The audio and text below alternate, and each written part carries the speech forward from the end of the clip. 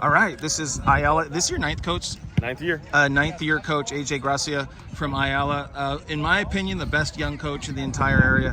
Had a ton of success. You guys have won about 70% of your games at Ayala. And in the 30 teams that I cover for 2024, you guys by far are the most. You guys are taking the biggest leap in terms of baseline league. Not that you guys won't compete and do well, which we all hope you do. But can you talk about, we sort of did in an email, but can you explain how you ended up in the baseline league? Yeah, every 2 years they have to re-league, and during COVID, I kind of ended up staying in the same league for about 4 years.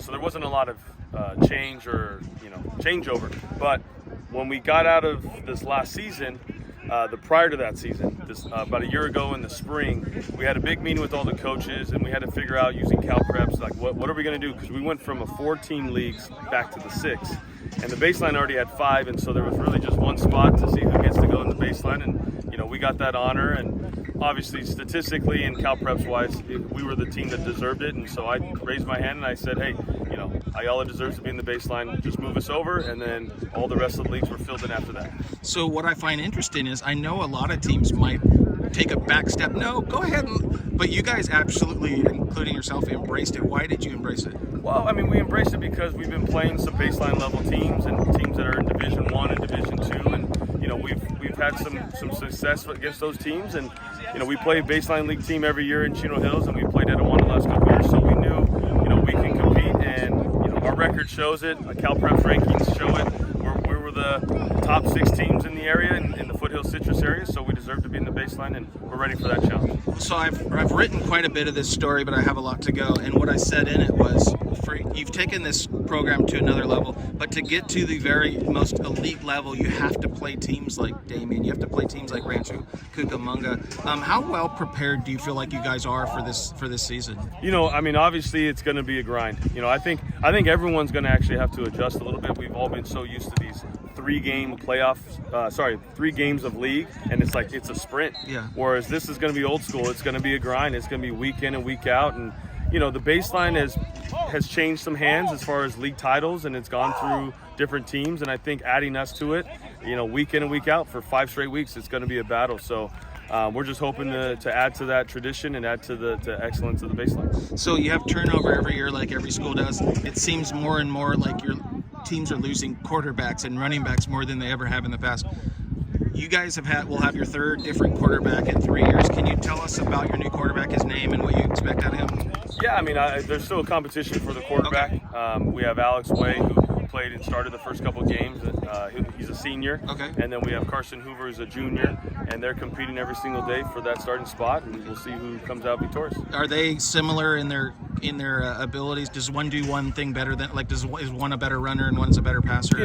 Carson Hoover has a little bit more athleticism when it comes to the run stuff, but I require my quarterbacks to make some plays with their feet, and so they both do a good job getting outside the pocket, making plays, and they're both tremendously smart. They've been in the system for 4 and 3 years, so I think they're ready to handle the position as quarterback. So one of the things, and maybe I'm wrong, but I think one of the keys to your success, as long as I've been covering you, is a lot like Rio Hondo Prep out in Arcadia. You guys tend to control the time of possession battle, especially when your running game is going well. Can you talk about this year's running game? Who's leading it, and how confident are you? So Anthony Hernandez, Jedi. Oh, he's back this year too? Yeah, he's back this year as well. And so he's actually been scoring touchdowns for us and getting exposure and reps since his freshman year. He's definitely ready to take over for an unbelievable football player in Marquise Monroe, who graduated, and he's now at RCC trying to get to that next level. level. At Riverside? Yep, absolutely. Okay. But Jedi Hernandez is going to take a majority of the reps, but we've got actually a very good group of running backs. We've got about 6 guys that I feel confident handing the ball off to. Do you want to name them real quick? Yeah, we got Arrington, who's what's his first name? New to the program, Dylan. Okay. We've got Nolan Chan, we've got Max Stein, and we've got who am I missing? Someone else.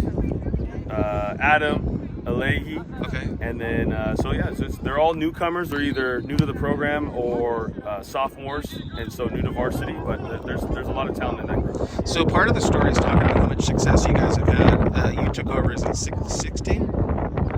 Does that sound right? 2016. Okay. Why do you think you've had the success that you've had so far?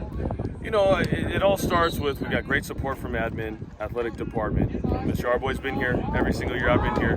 Warren Reed, as our athletic director, has been here every single year. So they've always set us up to be successful. I've had some great coaches on my staff over the years, former head coaches, great assistant coaches, and then of course at the end of the day, you got to have great players, and we've had some tremendous players come through. So this has nothing to do with football, but you're a newly married man. To be able to do what you want to do, your wife has to be accepting of that. She has to be supportive. What would you want to say about her sacrifice of your time that she's made? You know, when we first started dating, it was my first year as the head coach, and so she has had to go through a lot, and Nora has been very supportive at every step of the way, being at the football game, supporting me, you know, when I go through the ups and downs of a season and the off season. And so, you know, she has to sacrifice a lot. I have to sacrifice a lot as the head football coach, and you know, but it's worth it for these boys and for the program. And you know, I hope to keep being successful. Does she enjoy football? You know what? She didn't know anything about football when we first got married, and now she knows a little bit more. And she